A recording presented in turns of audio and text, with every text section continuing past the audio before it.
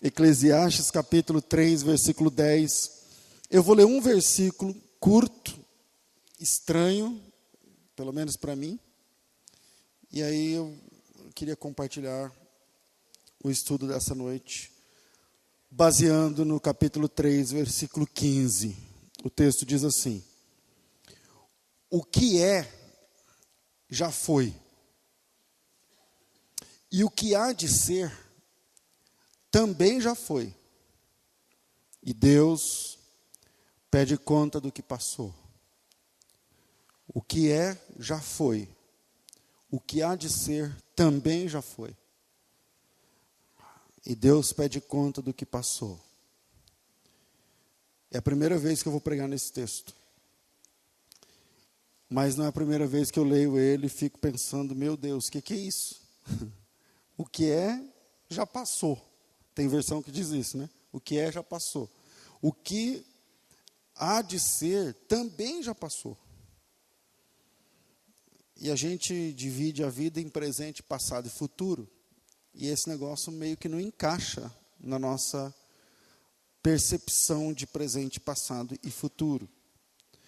E hoje eu gostaria de refletir com você sobre o texto que está falando sobre a brevidade da vida. Como a vida passa voando e como podemos aproveitar ou estragar o presente. E aí eu estou falando presente não de tempo, mas agora o presente como um presente que Deus nos deu. Mas antes de tratar esse assunto, eu queria ler um trecho de um poema de João Cabral de Melo Neto. Eu não sei se vocês conhecem. Eu acho que as 3 últimas pregações minhas aqui eu estou lendo poemas, né? Estou meio poético nesses dias. Então, eu não lembro quais foram os últimos que eu li, mas esse poema de João Cabral de Melo Neto é um poema que eu gosto muito. É um trecho do poema Morte e Vida Severina. Você já deve ter ouvido falar, ou já deve ter lido o poema. Esse poema, na verdade, conta a história de um certo Severino, de um sertanejo, que migra do sertão para a capital do estado, para o Pernambuco. Ele migra do Cariri para o Pernambuco.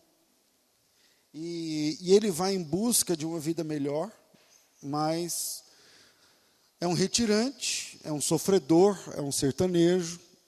E ali, em busca de uma vida melhor, ele encontra luta. Obrigado. Ele encontra sofrimento, ele encontra humilhação, ele encontra dificuldade. O poema foi escrito pelo João Cabral. Depois da sua perseguição, ele foi um... Eu não lembro se é cônsul, um tipo de cônsul que representa o Brasil. Não é cônsul, era um cara importante nesse estilo, mas não era, porque o cônsul vive em outro país, ele vivia aqui, era um diplomata aqui no Brasil, mas ele nasceu, salvo engano, em 29, salvo engano, e na década de 50, ele foi duramente perseguido, teve que sair do Brasil, e ele volta em 1954 ao Itamaraty. Ele volta, nem tinha ainda, do jeito que é o Itamaraty hoje, era na época do começo de Brasília. E aí, do projeto da ideia de Brasília, a sede, na verdade, era Rio de Janeiro. O Itamaraty era Rio de Janeiro. E ele volta em 54 e escreve esse poema entre 54 e 55, Morte e Vida Severina. E esse poema conta o sofrimento do retirante, do sertanejo, enfim.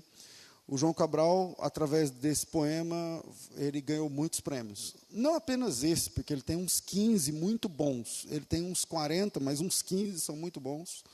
E ele bateu na trave de ganhar o Prêmio Nobel de Literatura. Eu acho que ele é o brasileiro que mais chegou perto de alguém falar de Prêmio Nobel, foi o João Cabral. Mas ele morreu em 99, aí o sonho terminou. Ele morreu há quase 20 anos, né, agora.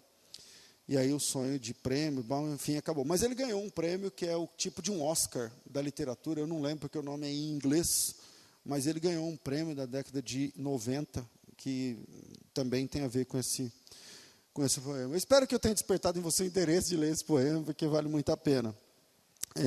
Mas um dia, 10 anos depois, esse poema ele escreveu em 54, 55, em 65, o Chico Buarque, o cantor, musicou uma parte desse poema. Então, tem uma parte desse poema que é uma música do Chico Buarque, e ele apresenta esse poema, essa música com outro nome, porque o poema é muito grande, Morte e Vida Severina. Estou me fazendo entender? E ele pega um trecho, algumas estrofes, e transforma numa música. E essa música ela foi apresentada em 1965, que é um ano depois do golpe militar, que foi orquestrado no Brasil, basicamente por conta de disputa de terra e tal, enfim. E o trecho que eu vou ler é apenas o trecho que o Chico Buarque colocou música. E esse trecho tem outro nome, não chama Morte e Vida Severina, porque é um trecho tirado do poema grande. Essa música se chama Funeral de um Lavrador. O Funeral de um Lavrador, alguma coisa assim. Eu acho que é isso. E o poema diz assim, o trecho. Esta cova, ele canta a respeito da morte desse lavrador, do Severino, que sofreu, morreu. E ele diz o seguinte, como se ele estivesse falando ao morto. Esta cova em que estás com palmos medida, é a conta menor que tiraste em vida. É a conta menor que tiraste em vida. É de bom tamanho, nem largo, nem fundo. É a parte que te cabe desse latifúndio. Quer dizer, a cova é a paga. É a parte que te cabe desse latifúndio. Não é cova grande, é cova medida. É a terra que você queria ver dividida. É a terra que você queria ver dividida. É uma cova grande para teu pouco defunto, mas estarás mais ancho que estavas no mundo. Estarás mais ancho que estava no mundo. Ancho é uma palavra para folgado. Tal. É uma cova grande para teu defunto parco. Porém, mais que no mundo, te sentirás largo.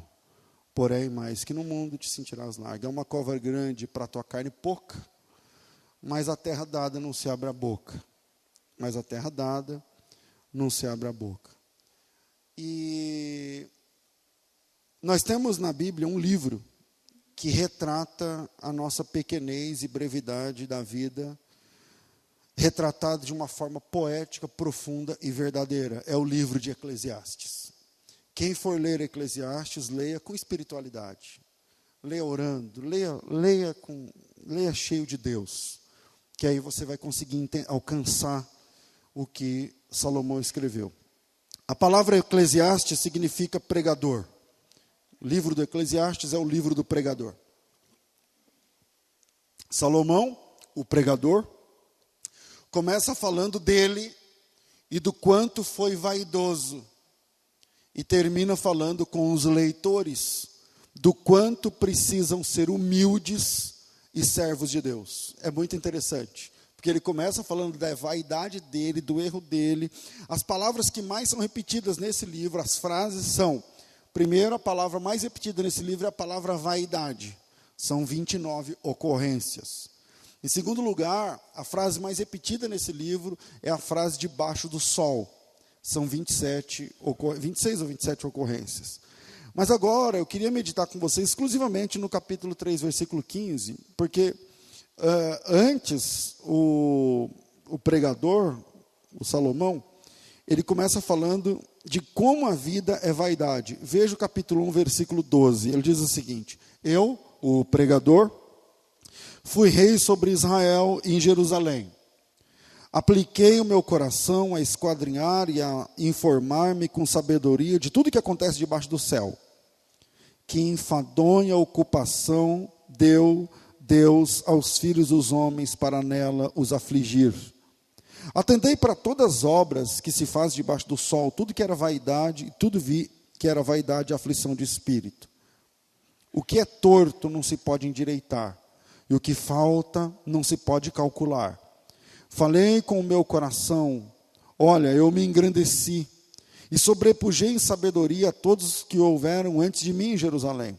Meu coração alcançou muita sabedoria, muito conhecimento. Apliquei meu coração a conhecer a sabedoria, a conhecer os desvarios, as loucuras, mas vim a saber que também isto era aflição de espírito. Porque na muita sabedoria há muito enfado. E o que aumenta o conhecimento, aumenta também a tristeza. Capítulo 2, versículo 4. Vem comigo. Fiz para mim obras magníficas. Edifiquei casas, plantei vinhas, fiz hortas, jardins. Plantei neles árvores de toda espécie de fruto. Fiz tanques de águas, para com eles regar o bosque em que reverdeciam as árvores. Também adquiri servos, servas. Tive servos, inclusive, nascidos em minha casa. Também tive grandes manadas de vacas, ovelhas, mais do que todos os que ouvi antes de mim em Jerusalém. Amontoei prata, ouro, joias ganhadas dos reis, de províncias. Provi-me de cantores, cantoras, inclusive das delícias dos filhos dos homens. E de instrumentos de música de toda sorte. Engrandeci-me, sobrepujei em todos os que houveram antes de mim em Jerusalém. E tudo isso perseverou comigo em tudo isso perseverou comigo a minha sabedoria. Tudo que desejaram os meus olhos não lhes neguei, nem privei o meu coração de alegria alguma. O meu coração se alegrou por toda a minha obra, e esta foi a minha porção por todo o meu trabalho. Olhei para todas as obras que as minhas mãos fizeram, como também para o trabalho que eu, trabalhando, tinha feito, e percebi que tudo era vaidade, é aflição de espírito, e que proveito nenhum havia tudo isso debaixo do sol. Ele medita no capítulo 3, eu li um pedaço do 1 quase inteiro, um pedaço do 2, para trabalhar o capítulo 3, versículo 15, quando ele diz o seguinte: o que é, já foi. E eu queria convidar você para pensar sobre o presente. Por exemplo, vocês sabem, dentre as coisas que eu faço, eu também sou professor de hebraico. O hebraico não tem presente, passado e futuro. É muito interessante. Pastor, mas tem conceito temporal em hebraico? Eu digo, tem. Mas não é presente, passado e futuro. Tipo, eu ando, ou eu andei, ou eu andarei. Em hebraico não tem isso. Em hebraico tem, como se fosse para a gente entender, dois tempos. Tem o completo e o incompleto. Então, o que é completo em hebraico? Completo em hebraico é o seguinte: é aquilo que já foi feito, é completo. Aquilo que está sendo feito, ou que será feito, é o incompleto. É mais, a grosso modo, para a gente entender, o hebraico não tem presente. Tem feito e por fazer, alguma coisa assim. E o salmista, que não tem presente na conjugação dos verbos dele, que é hebraico, ele diz o seguinte: o que é, já foi. Pensa comigo, se eu convidar alguém aqui para levar um beliscão, eu dou um beliscão no presente, mas já foi. Tudo já foi. Por exemplo, essa palavra que eu estou falando já foi. Aí eu vou falar outra agora, já foi. Aí eu vou falar outra, já foi também. Tudo que eu estou falando aqui já foi. Se você parar e lembrar de 5 minutos atrás, eu estava declamando um poema, que já foi. Tudo já foi. E aí o pregador, ele diz o seguinte: gente, o que é, já foi. E o que há de ser, também já foi. E Deus pede contas do que já foi. Deus pede contas do que passou. Eu vou tentar deixar 3 pontos, mas eu acho que eu não vou conseguir. Então vamos trabalhar com 2. Primeiro, a vida, na verdade, é feita de lembranças. A vida é feita de lembranças. Pare 1 segundo e traga seu pai aqui, na memória. Mesmo que ele já esteja morto. Pare 1 segundo e traga sua mãe, ou quem te criou aqui agora, do seu lado. De alguma forma. Pastor, mas como assim? O senhor está ensinando uma sessão? Não, eu estou falando de lembranças. Eu estou falando de lembranças. Então pare alguns segundos e traga teu pai ou sua mãe ou quem te criou até essa sala que a gente está agora. Você consegue? Você consegue ou não? Ok. A resposta geralmente é sim, através do que eles deixaram impressos em você. Através do que eles deixaram marcados em você. Se eu pedir para você parar agora e se lembrar de uma frase do seu pai, você vai lembrar. Uma frase da sua mãe, um olhar da sua mãe, uma lição que foi ensinada. Uma lição. Por exemplo, eu estou pregando aqui agora, isso não está no meu sermão, mas eu me lembro quando eu era criança, pequenininho, eu tinha uns 4 anos de idade. Talvez 5, entre 4 e 6 anos, e a minha mãe ia na casa das amigas para passar a tarde, tomava chimarrão, não sei o quê, e tereré, não sei o quê. E aí a gente ia, porque a gente era criança, tinha que ir junto, só tinha eu e minha irmã. E aí ia junto. Aí chegamos lá no fundo da casa, as casas eram de chão batido, tal, no Mato Grosso, aí, quando era chique, era de vermelhão ou verde. Aí, quando eu estou lá no fundo brincando, eu me lembro desse dia. E eu vi um cabo de aço enterrado. E eu fui, tipo um conduíte, assim. Eu fui brincando, estavam ali uns 4 moleques lá das vizinhas brincando, e eu fui desenterrando. Era um breque, um freio de bicicleta, uma manopla. Você lembra da monareta? A monareta tinha um negócio que é uma braçadeira, que você põe ali, é o freio de ferro.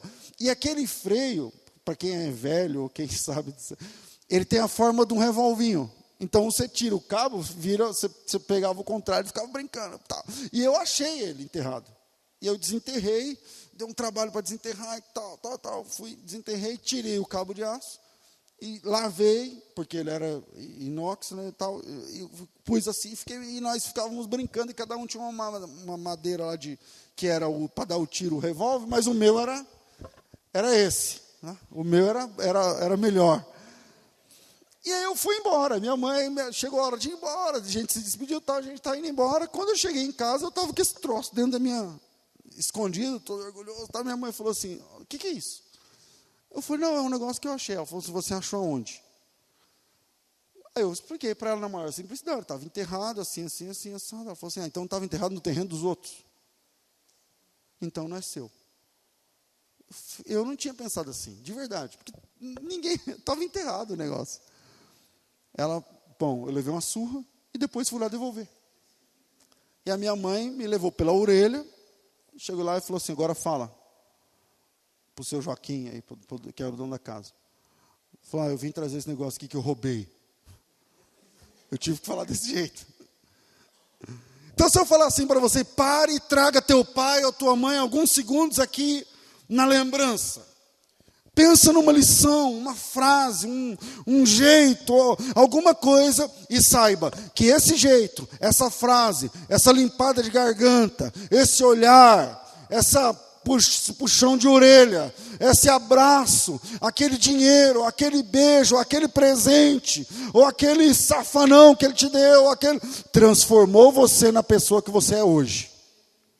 Contribuiu para que você fosse a pessoa que você é hoje. O homem que você é, a mulher que você é. Perceba que coisas que você pensava que não iria suportar quando você era adolescente, você já pensou em ir embora de casa, porque não sei o quê, você suportou.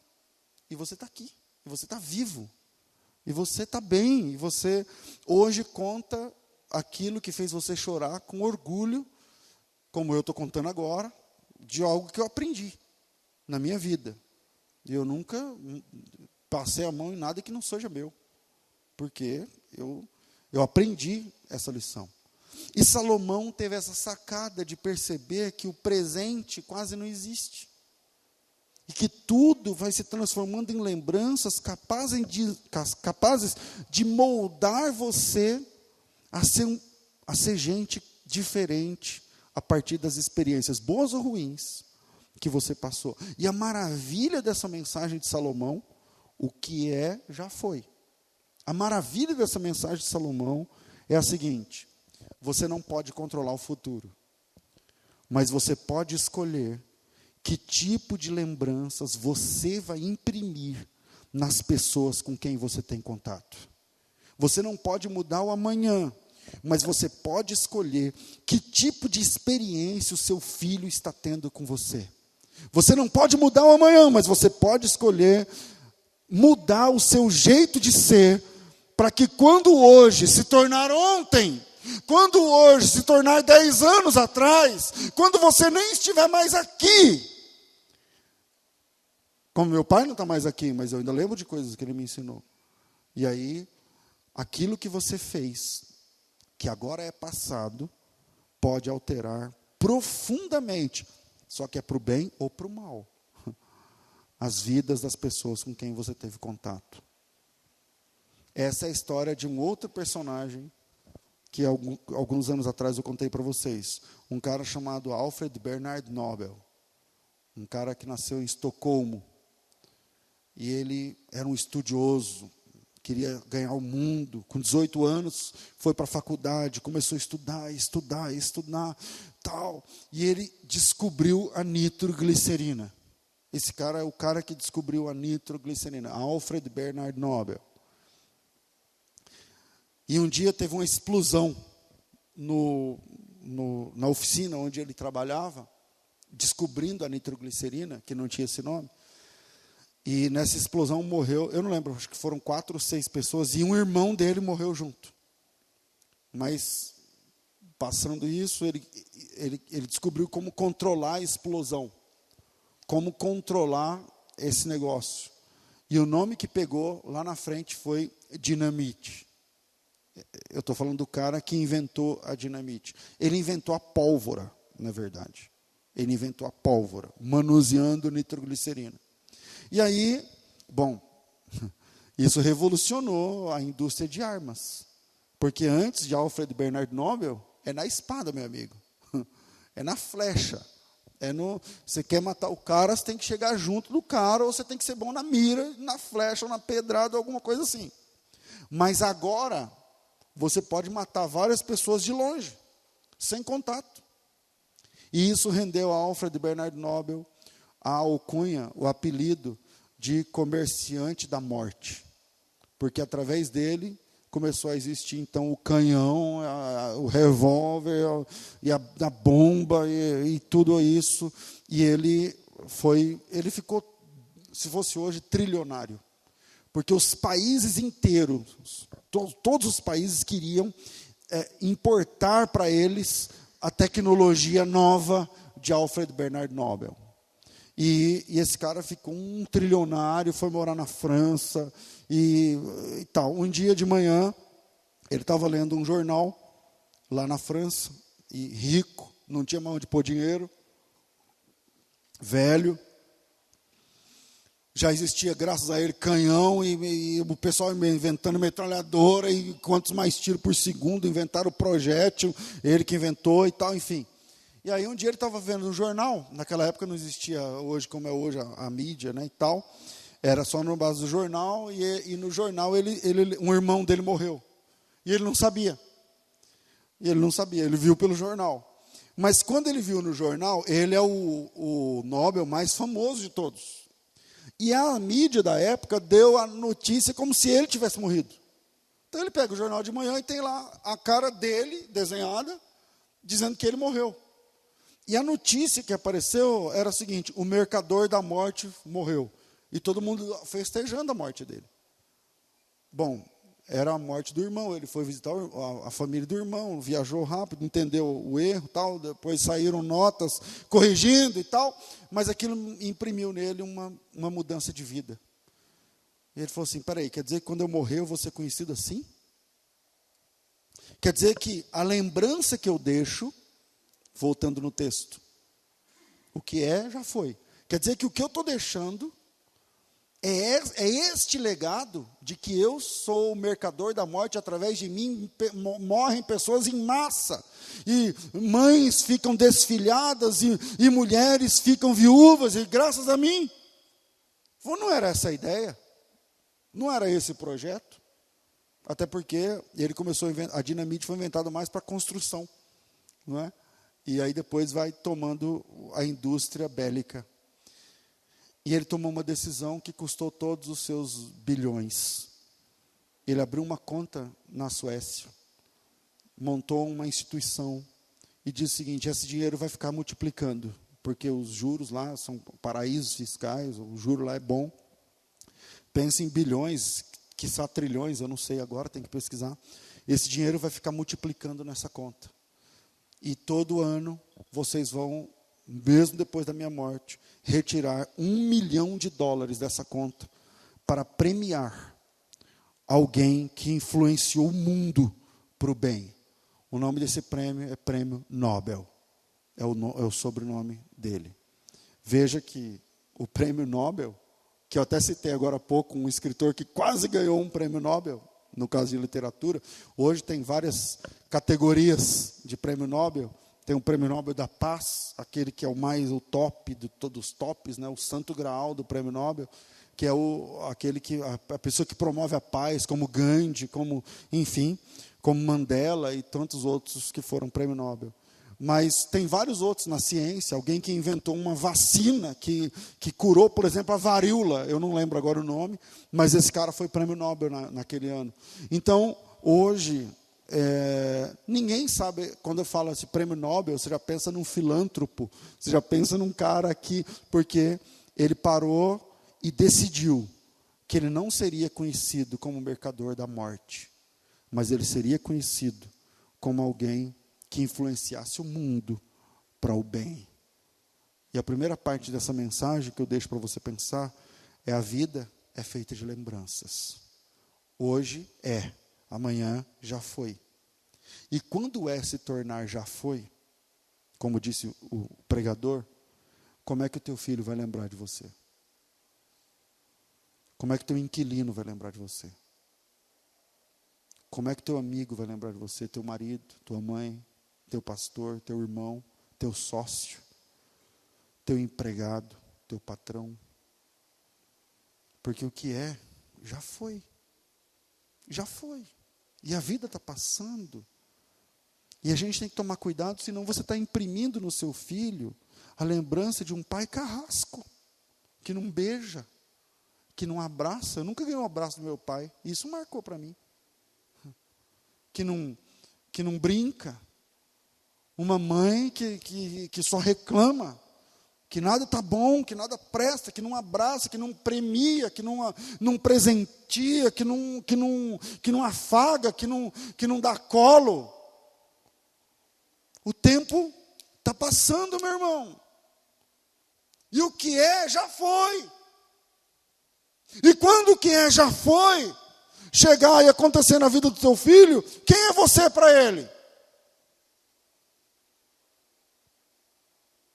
Então, primeiro, a vida é feita de lembranças. E a maravilha do texto de Salomão é a seguinte: você não pode controlar o futuro, mas você pode escolher que tipo de lembranças vão ter a seu respeito. Você pode escolher agora que tipo de gente você vai ser na lembrança das pessoas. Porque o que existe, na verdade, são lembranças. Se eu te der um abraço agora, você vai sentir esse abraço 5 segundos, quiçá 30 segundos, mas depois você vai ter apenas a lembrança do abraço. Se eu te der um dinheiro agora, vai durar um dia, talvez 2, talvez uma semana, mas o que vai ficar depois é a lembrança daquela oferta, daquele presente, daquela ação. E se eu te chamar de burro, como muitos pais fazem com os filhos, idiota, vagabundo, trouxa, você não vai dar certo, isso também passa, também já foi. Mas o que fica é a experiência dolorosa de ter um pai maledicente, de ter uma mãe carrasca. Mas a minha mãe foi assim comigo. Mas você não precisa ser. Você quer que o teu filho tenha a mesma lembrança que você tem da tua mãe, caso sua mãe fosse uma carrasca. Você quer que a tua filha tenha de você a mesma impressão que você tem do teu pai? Não precisa. Você não pode mudar o futuro. Eu não estou dizendo que você consegue mudar o futuro, mas você consegue mudar as lembranças que as pessoas tiveram de você. Amém, irmãos? Segundo, eu vou parar no segundo. As marcas que você deixa podem durar para sempre. Mesmo que o sempre seja até o tempo de vida da outra pessoa. As marcas que você deixa podem durar para sempre. Vem comigo em Marcos 14. Coloca aí. Marcos 14, 9. Quem vai dizer isso aqui é Jesus Cristo. Ele diz o seguinte. Eu vou ler o 8 e o 9, só para efeito de contexto imediato. Palavras de Jesus. Ela fez o que pôde. Antecipou-se a ungir o meu corpo para a sepultura. Em verdade vos digo que em todo o mundo onde este evangelho for pregado, o que ela fez também será contado para a sua memória. Jesus Cristo está dizendo que o que aquela mulher fez seria contado para sempre. Mesmo que o sempre seja enquanto houvesse mundo. Então, segundo, né? As marcas que você deixa podem durar para sempre. Jesus Cristo concorda com isso. Jesus Cristo falou que essa mulher, algumas atitudes marcam para sempre. A atitude não dura, mas a marca dura. Algumas atitudes marcam para sempre. Nesse caso, vamos falar desse caso aqui, eu já volto no texto de Eclesiastes. Nesse caso é o seguinte, é a última semana de Jesus, é a semana da paixão. O Senhor Jesus entra em Jerusalém no domingo de Ramos. Na segunda-feira ele purifica o templo. Na terça ou na quarta, há uma discussão sobre qual dia foi. Ele recebe esse presente. A mulher pega um vaso de alabastro. Alabastro é uma pedra. Ela pega um vaso de alabastro e derrama na cabeça de Jesus, na orla, na roupa de Jesus, nele todo. Lembrando que não é um perfume. A Bíblia diz que é um unguento. O unguento é o óleo que faz o perfume. Como fala? A essência. Obrigado. Pensa num negócio que não sai. É o óleo, é a essência. Não tem álcool envolvido, tem nada.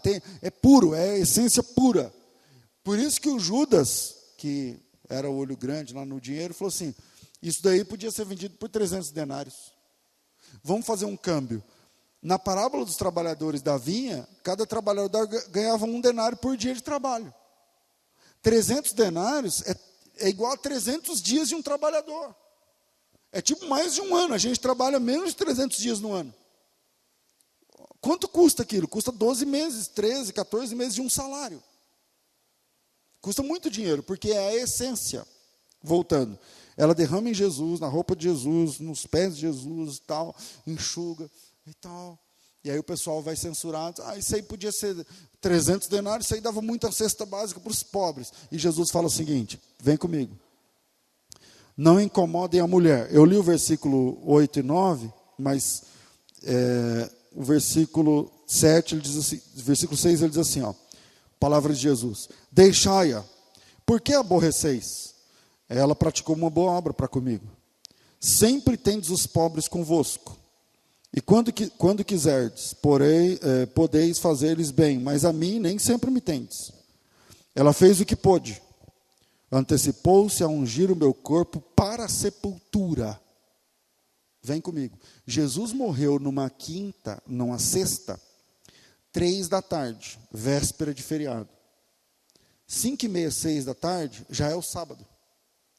Eles não tiveram tempo para dar banho, preparar o corpo para a sepultura. Jesus saiu da cruz e foi para o sepulcro. Por isso que no domingo de manhã as mulheres vão de balde lá com aloés e unguento, não sei o que lá, para fazer o trabalho que era para ter sido feito sexta, mas não podia, por força de lei. E Jesus sabia isso, a mulher não sabia. Jesus sabia disso.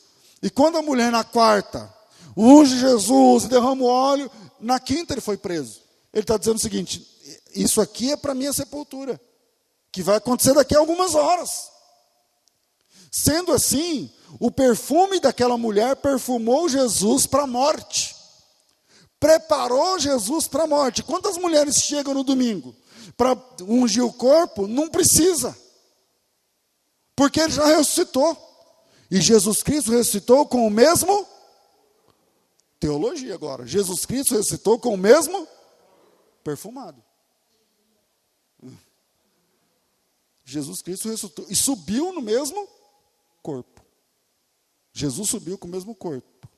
E se eu contar para você que a oferta daquela mulher chegou lá no céu? Ele está com o mesmo corpo subindo. Ele está com o mesmo corpo. Pastor, mas o que isso tem a ver? Algumas coisas que a gente faz dura para sempre. Marcam pessoas para sempre. Tem coisas que você faz para alguém que esse alguém leva com ele. Tem coisas que você ensina, e que você ajuda, e que você abraça, e que você visita, e que você fala, e que você faz, que marca a vida daquela pessoa para sempre. Ela leva com ela para onde ela for, e aonde ela for, ela vai falar. Talvez eu esteja falando aqui hoje, e alguém pode estar falando de alguma coisa que eu fiz por ele em outra cidade, que sai em outro estado ou país. Não sabemos. No caso, essa mulher fez uma ação com Jesus, que ele literalmente levou com ele para o céu. Então, segundo, né? As marcas que você deixa pode durar para sempre. Agora eu vou falar de uma marca errada. Números capítulo 20. Abre comigo. Números capítulo 20. Livro dos Números. A minha ideia não é passar do horário, eu estou atento aqui.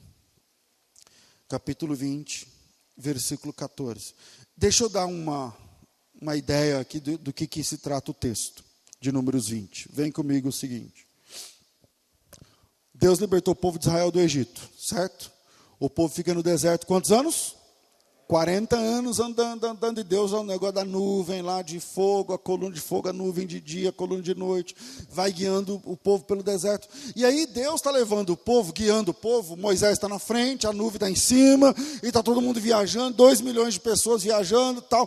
E aí a nuvem, pensa no Waze, falando assim, é reto, só que tem uma fazenda no meio. Aí você tem que pedir licença para passar, ou você tem que dar uma volta, certo?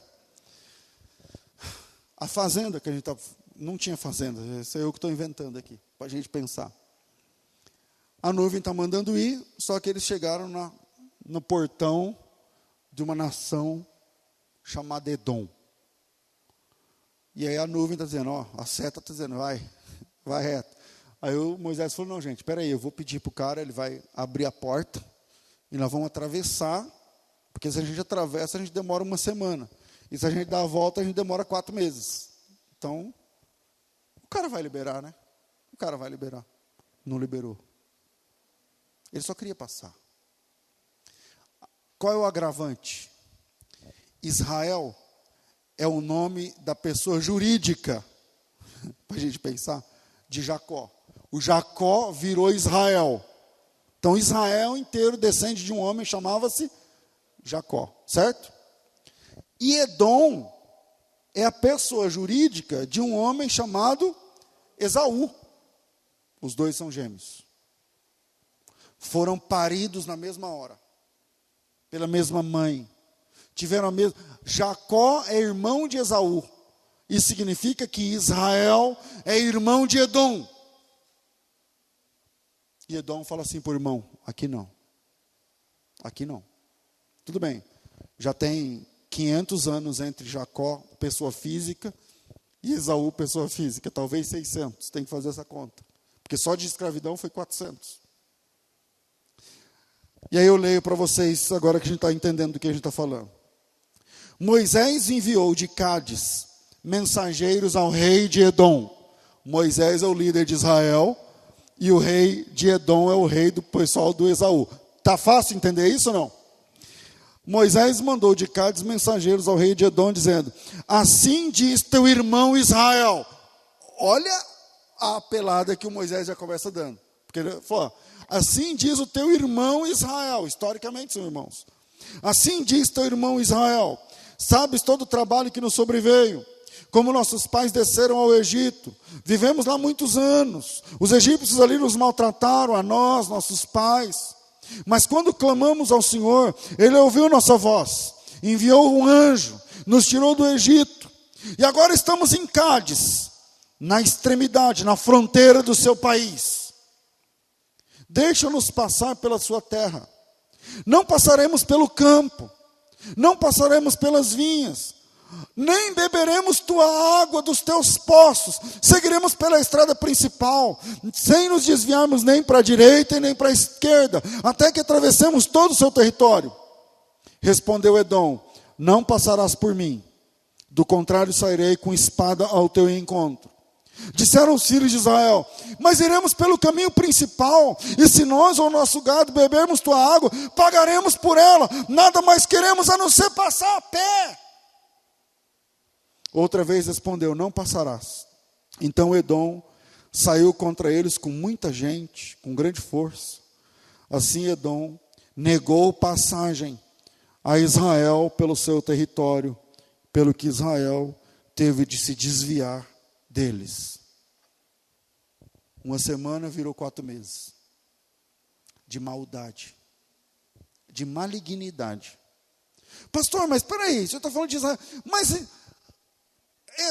o Jacó e o Esaú não se acertaram?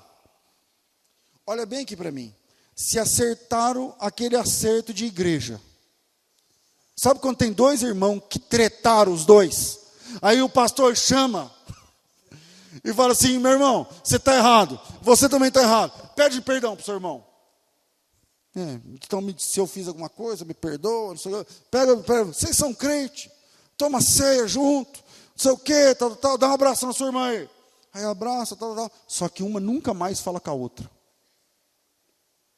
Um nunca mais fala com o outro. Está bloqueado fica.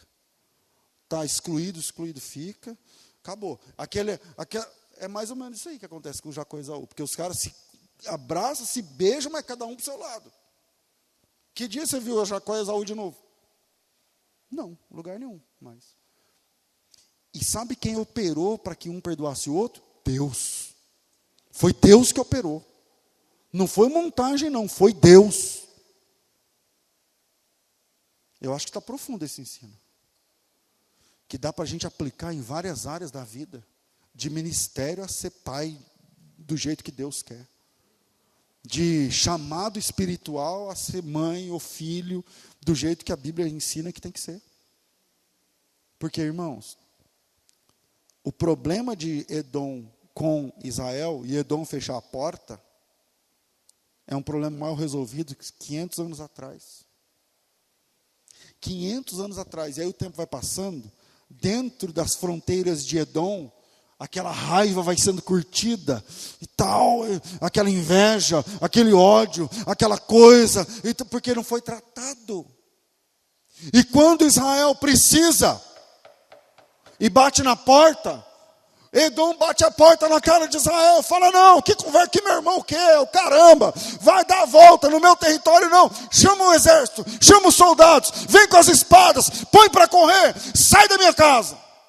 Irmãos, os caras são irmãos, historicamente falando. A vida não termina quando a gente morre. E eu não estou falando espiritualmente só. Que a gente morre, o corpo tomba e você continua existindo. Eu não estou falando só disso não, eu estou falando da vida. Porque quando você morre, as engrenagens que você girou não morrem com você. Os processos que você startou não morrem com você. Eles continuam. Tem gente que está ganhando alma depois de morto, porque escreveu um livro, porque fez uma boa ação, porque gravou uma mensagem no YouTube, e ele já morreu, e aquela mensagem está fazendo almas se ajoelharem com lágrimas nos olhos, confessando Deus. Os processos, você morre, mas os processos que você deixa, continuam exalando o bom cheiro de Cristo, ou continuam gerando escândalo? A escolha é sua. A escolha é sua. Outro texto para a gente encerrar. 2 Samuel 4. Eu vou ler só um versículo por conta do nosso tempo exíguo. Lembra que eu falei para vocês que não ia passar do horário? O que era? Era uma mentira, era uma pegadinha. Eu vou passar alguns minutos. Vamos lá. 2 Samuel 4. Eu não vou demorar muito no contexto. Vamos lá, o contexto é o seguinte. O povo foi para a batalha, Saul morreu na batalha, o escudeiro morreu, se suicidaram, o Jonatas morreu, todo mundo morreu, deu ruim, os filisteus ganharam, Israel acabou, perdeu. Agora vamos ver como é que a casa de Saul recebe a notícia. Imagina, está todo mundo em casa, torcendo, não tinha internet, tinha rádio, não tinha nada. E tinha que esperar chegar os vencidos ou os vencedores. Os dominadores ou os dominados. Versículo 4, 2 Samuel 4:4. Jonatas, filho de Saul, tinha um filho, aleijado dos pés. Este era da idade de 5 anos, quando notícias de Saul e Jonatas chegaram de Jezreel. A sua ama, a empregada, a babá, a sua ama o tomou para fugir, mas apressando-se ela para fugir, ele caiu e ficou coxo.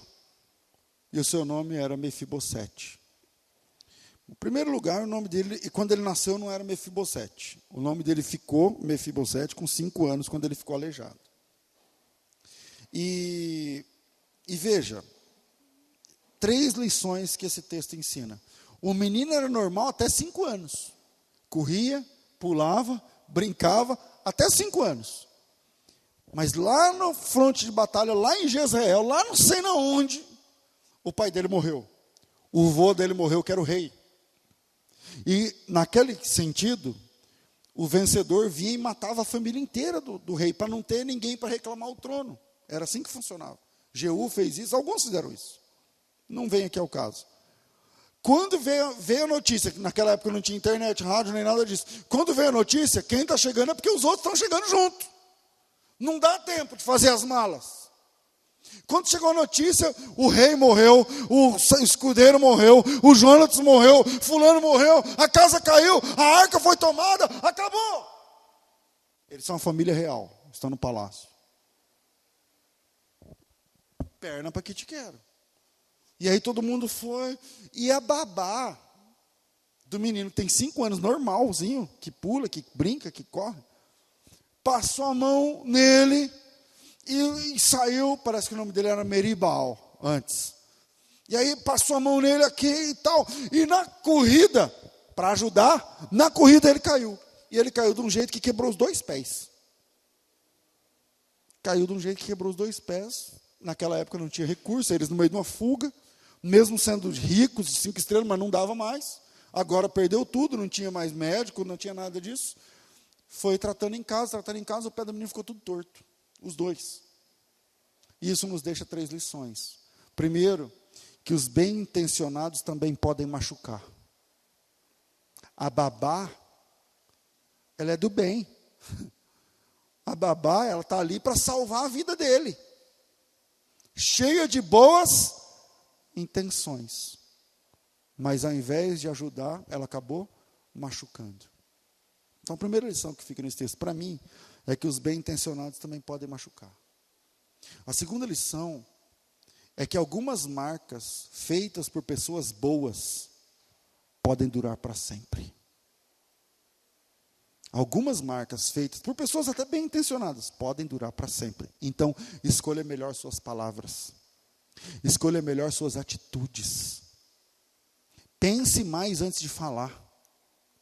Porque uma vez dita aquela palavra, outra pérola do rei Salomão é que a palavra dita não volta para trás. E essa palavra pode durar para sempre.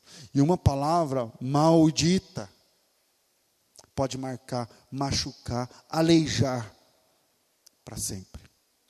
E a terceira lição que eu aprendo nessa historinha do Mefibosete é que algumas marcas que a gente faz nas pessoas podem mudar a caminhada delas para sempre. O jeito de andar. para sempre. Porque ele andava normal. Agora, com os 2 pés quebrados, ele teve de, depois que sarou e parou de doer, e o osso colou torto e tal, ele teve de reinventar um jeito de andar. Que é a terceira lição. Algumas marcas mudam nossa caminhada para sempre. Talvez o que eu estou falando hoje vai mudar o jeito que você trata a tua mulher, o teu pai, o teu filho, o teu irmão, o teu funcionário, para sempre. Porque algumas marcas mudam a nossa caminhada para sempre. O que o pregador nos ensina esta noite é que o que é, já foi. Então viva de um jeito que quando o que é se transformar no já foi, as marcas disso sejam abençoadoras, profundas, gratificantes e eternas. E a última parte desse capítulo, capítulo 3, versículo 15, é: e Deus pede contas do que já foi. E um dia a gente vai estar diante de Deus, ou no bema, no nome grego para o tribunal de Cristo, ou no juízo final. O juízo final é para os perdidos, e o tribunal de Cristo é para os salvos. Seja como for, nós encararemos o juiz, e ele vai pedir contas do que já foi, da tua mordomia, do teu jeito de ser gente, do teu jeito de ser pai, de ser filho, de ser crente, de ser obreiro, de ser neto, de ser avô, de ser vizinho, de ser gente. O Evangelho, ele não transforma situações. Ai, minha conta vermelha, ora aí, ora aí, ora aí. O Evangelho não transforma situações. O Evangelho transforma homens. Que Deus abençoe vocês em nome de Jesus.